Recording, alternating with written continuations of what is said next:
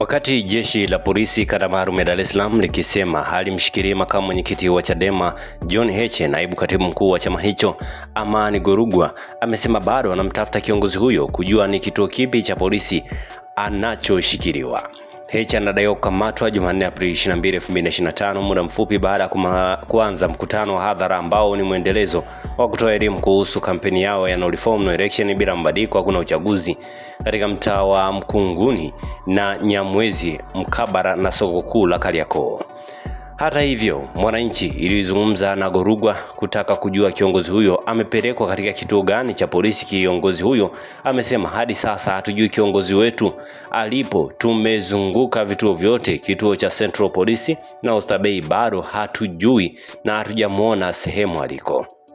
Kulingana na Golugwa, wakati anakamatwa maeneo ya Mkunguni alipakizwa kwenye gari, lakini alipokaribia maeneo ya Police Central walimbadilishia na kumpandisha kwenye gari jingine. Sasa kuna gari tunaifuatilia kujua ni wapi amepelekwa kuhifadhiwa ili tujue. Kufuatilia maelezo hayo, alipoulizwa kamanda wa kanda maalum Jumanne Mlilo amesema kifupi, hatujakamata mtu isipokuwa tulikuwa tunatuliza heka zilizokuwa zinaendelea katika eneo lile, na kama si jeshi la polisi kwa sehemu ile kuna kitu kibaya kingetokea.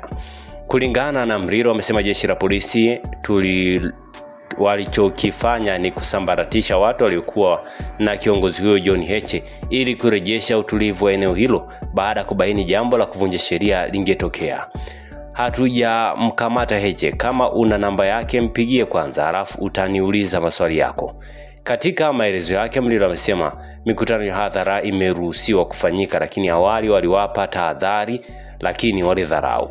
Lazima ifike mahali tuheshimiane tunapofikia kufanya kazi. Ukishauriwa jambo na mamlaka lazima uzingatie kwa faida ya usalama.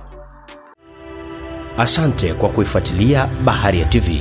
Usisahau kulike, kusubscribe, kucomment na kushare.